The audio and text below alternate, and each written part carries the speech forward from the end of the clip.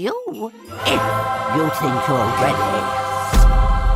I betcha you didn't catch this other hint to the title of this episode, Foal Food. Right here, Sunny is struggling to make the wish day cookies, as evident by her making messes and the dough fluctuating in her face. Without assistance from others, Sunny is making food like a foal, hence a foal's food. We all know how great Sunny is at cooking in general, so if she is having trouble making these cookies, then they must be very hard to make. We witness some rare insight that even the most professional chef ponies have trouble. Sunny was the perfect contender for an episode like this. For once, this is a gas gag that I can accept since it's just floury dough and nothing truly gross. It's playful since it defies the norm of Sparky usually being the victim of this kind of comedy. Are we dressing like mimes? I am so ready. Oh. Izzy's mime performance is worthy of a couple of chuckles. She'd be such a great mime from all the time she must have spent in the crystal tea room with all the other unicorn weirdos. Also, the French music in the background helps with the humor. 2 wins for a supreme joke. I just wanted to make you all your favorite winter wish day cookies, but I can't find the recipes anywhere. Again with the score in this moment, as it subtly foreshadows the flashback scene during the end when the same music is played here. Such a nostalgic treat that reminds one of a better time, so the score is soft and twinkly as it appeals more to the younger viewers to indulge in. To think that Sunny thoroughly went through piles of books and possibly hundreds of recipes to satisfy her friends with their favorite cookies just proves her devotion for her friendships. She never gives up hope in her cooking. Also, what on earth kind of cake uses a whole pineapple? What a silly little detail that I just laughed at upon rewatch. Kiwi pie, a crystal unicookie, or a... Izzy has got to be a dog in a pony's clothing. That face with her tongue out is killer. Not to forget her pokey behavior with the lasers in the Dragon Dad episode in the future. Izzy is too precious for this world. I've never even heard of a kiwi pie, a crystal unicookie. Oi, did you hear that? The kiwi pie fruit was first featured in this episode, so it paves the way for Sunny creating smoothies out of that fruit in Sunny's Smoothie Moves 9 episodes later. I can't help but adore these teeny continuities with G5's Equestria, like I've said so many times. A kiwi pie, a crystal unicookie, or a royal banana nut bite, or... Grandma Figgy's good old-fashioned marshmallow citrus crumblies? Is it just me, or is my mouth watering at the mention of these wacky and scrumptious cookies? Which one would be your favorite, everyone? I'd love to try the marshmallow citrus crumblies. And they're never gonna taste as good as we remember them anyway. Oh, really? Sunny is determined, and I love it. She's on a mission and likes the challenge. This side of her character running into the fray to push herself further is always a welcoming one. Also, Sunny's eyebrow raise right there would give Applejack's eyebrow raise a run for her bits. Are you listening, AJ? I know you're watching. This time on Tell Your Tale Intro Appreciation Win. The opening is traditionally in tune for the festive season, but it's got a more poppy and cheery spin on it, relating to the song debuted seconds after the intro. Not to forget the wild location jumping within the episode. It's rapid, so the music has got to keep up too. It's kind of funny how we see that the Mare Stream has Sunny's pots and baking accessories in the background. Every time she journeys around the world, Sunny would have been able to practice the cookies on the go between destinations. But literally, Sunny, there's a kitchen in the back. Never bake and drive, kids. First, I'll get Grandma Figgy's recipe, then I'll get Alpha Biddle's help in Bridalwood, and then I'll break into the palace at Zephyr Heights to find the top secret royal recipe. Wait, what? Ironic how the first 2 steps of Sunny's plan involves asking for help, while the third part involves her pulling off a heist. It comes completely out of the blue, and Sunny's blindsided reaction is like she is reading the episode's script when she finds out what she needs to do. Clever fourth wall breakage there, Jessica and Naomi. Ooh, looky here. Grandma Figgy is correctly holding the knitting needles instead of embracing cartoon logic. It's about time a pony holds such an item like that in the right way instead of just making it float. And fun fact for you all, this is Grandma Figgy's only major role in Tell Your Tale. She then appears as a short cameo in Season 2's Attack of the Vending Machine. Let's give Sweet Figgy a double win for being one of the best and most influential characters in this episode. episode. I guess just savor her appearance while you can, please. Grandma Piggy! Those rapid elderly instincts though, catching those needles and those swift dance moves as well, makes you wonder how athletic Figgy could have been like in her younger years. Although Halloween is my favourite holiday, my, isn't Figgy's house decorated to the nines? Even putting up tinsel archways around her doors and windows. That's dedication for some pony her age. You've got to teach me how to make Hedge's favorite wish day cookies. Please? Manners. Manners. I'd love to teach you, if you think you're ready.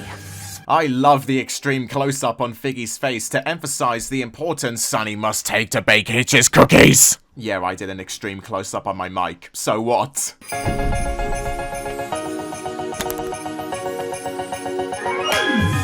What a day. Don't get this confused with another obvious Christmas song.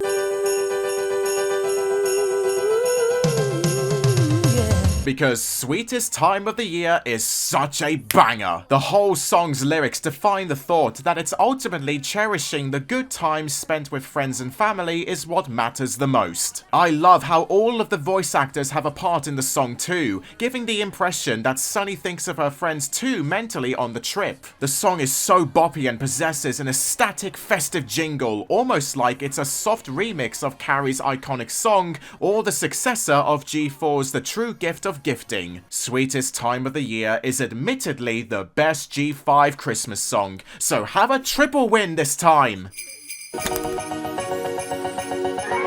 Grandma Figgy showing the importance of mise en place, the rule of setting out everything you need, ingredients and tools before cooking. Compared to the destruction in Sunny's kitchen at the beginning, this was essential to showcase if she wants smooth progress. Congrats, Figgy!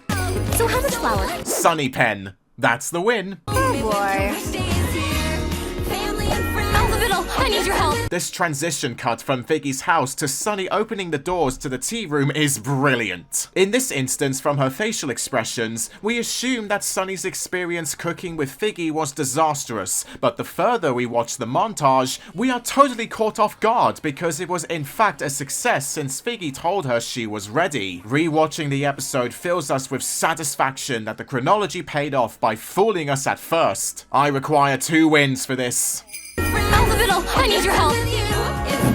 Gotta love how Alphabittle is immediately prepared to help. Really displays how much he and Sunny have grown closer since A New Generation, where he showed hostility towards her. But now here he is, whipping on the chef hat and is ready to teach her. Hey look, it's Boneless in Tell Your Tale. Pinky, salmon cheese sandwich please. Yeah, stir 3 times clockwise. Throw some salt over your left shoulder and break an egg with your right. Hilarious absurdity aside, it's interesting to see the different cooking styles between Grandma Figgy and Alphabittle. Figgy's style is all about tradition and cooking from the heart like someone her age would do. Meanwhile, Alphabittle prefers the crazy method as if he was a character in The Sims 4, involving warding off bad luck, which makes sense considering how superstitious the unicorns have been established to be. Lovely diversity in the character departments there, so 2 wins. I said left shoulder! Do you want cake ghosts? Well, I think Izzy has been keeping a cheeky little secret from you, Alfie. Bake with your heart, not with your hooves. Then Sunny proceeds to bake with her hoofs instead of her heart with all of that charming dancing. This contradictory gave me a laugh, but you still got to keep up the respect between the pony tribes if you want to bake from the heart for different friends. Also, about the dancing, how Alphabittle looks so calm and focused during the dance, showing how he's used to doing it, while Sunny looks uncomfortable being a beginner since this is completely foreign to her. Another funny moment to highlight. Let's thank Grandma Figgy for that spoon. Sunny using her cooking utensils in her Zephyr Heights break-in is such a witty idea and a classic cartoon cliche. MacGyver would be proud of the Star Scout. Maximum sneaky indeed. It's probably just me that thinks this. The fact that the cookbook sits on a podium at the end of the room and being easily found is conveniently humorous. Like those spellbooks you always had to collect in the old Harry Potter games. A nostalgic win for me. Sunny earned some style points for that front flip out of the window. Plus, the fact that the mare stream was floating underneath the window means that it can hover in midair and that it possibly has an autopilot mode. Pretty cool that, and it wouldn't surprise me if that was true, understanding how delightfully high-tech it is. I really love this small scene of Grandma Figgy throwing with her tail. The slow-mo and Sunny instantly catching it shows some clear improvement that she is no longer clumsy or inadequate at baking. Such a gorgeous gesture of Figgy expressing that Sunny is ready, especially when she remembers what Figgy told in the scene afterwards. Bake with your heart, not with your hooves. And that strong look of motivation on her face too. Oh, it's beautiful. Double win. Celebrate with you because... Sorry, but I wish my kissing noises were that squeaky. Don't take that out of context. While Sunny's previous shoulder salt throw was sort of weak and awkward, this one is more fierce and powerful, showing how much more confident Sunny is in making the cookies. Now that's what I call progression. To your roots, Probably fine. Huh, turns out Alphabetal was right about those cake ghosts. Kind of makes sense that some of the unicorn superstitions are true when one remembers that the troggles from the Bridalwood stock special turned out to be real. Still doesn't excuse the fact that Izzy likes eating the cake ghosts, but I ain't complaining. Your extra special winter wish day cookies are served. Oh boy, the cookies do look delicious. Specifically when they either bubble, crackle, or have a haunted house itself from inside. I wish Hasbro had released actual recipes on how to make each of the cookies in real life, because I'd make them in a heartbeat.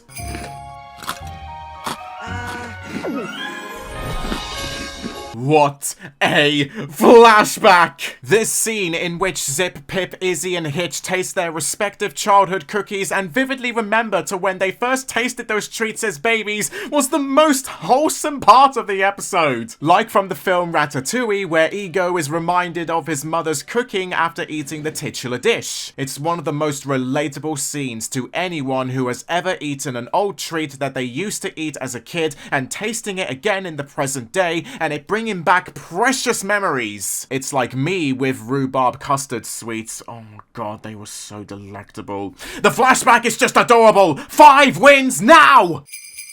Izzy's flashback in particular really puts a lot of depth into her character. Seeing her as a filly with only a wooden spoon as a friend really shows how lonely and majorly creative she was even as a kid before she met Sunny. Thankfully, it all works out for her in the future. Also, this flashback is proof that Alphabetal wasn't a complete heartless gambler like we saw in A New Generation. He allowed her to mingle in the Crystal Tea Room due to her personality resembling his lost daughter Misty. In the future episode Friday Night Food Fight, it's shown in Alphabetal's flashback that Misty had a chaotic personality equal to Izzy's before she vanished. Alphabetal making the cookies for Izzy is seen in a whole new light. He might have seen her as a surrogate daughter, in fact. Just like Grandma Figgy used to make. The best frame of the episode, fight me. We made a wish day cookie for you, too. How thoughtful of Sunny's friends to make her a cookie too, so she doesn't feel left out or as if her hard work was flushed away. Very generous. Rarity would be proud. Not sure we got the recipe quite right. There couldn't have been a more priceless way to wrap up the episode with Sunny accidentally breaking a tooth because her friends didn't bake the recipe correctly. While Sunny was out practicing, I guess Izzy, Hitch, Zip, and Pip still have a lot to learn. Therefore, bringing us full circle to the beginning when Sunny was initially struggling. It has come back to bite her on the arse. Or on her tooth. Okay, fine. Have 2 more wins. Happy wishing times, every pony!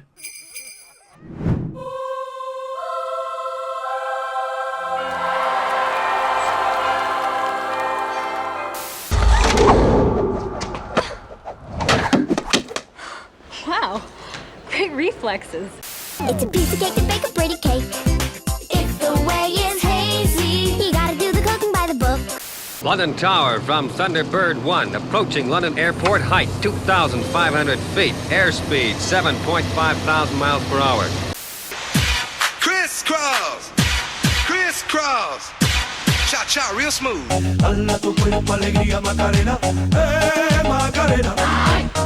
The only obstacle left is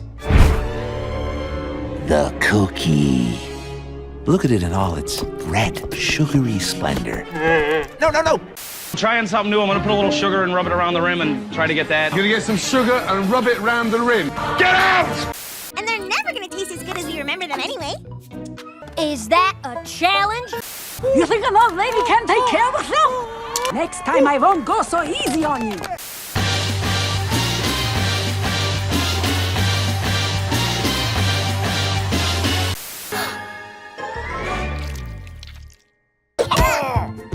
Muffin, quick, you have to say sorry. Santa's watching. You won't get any presents.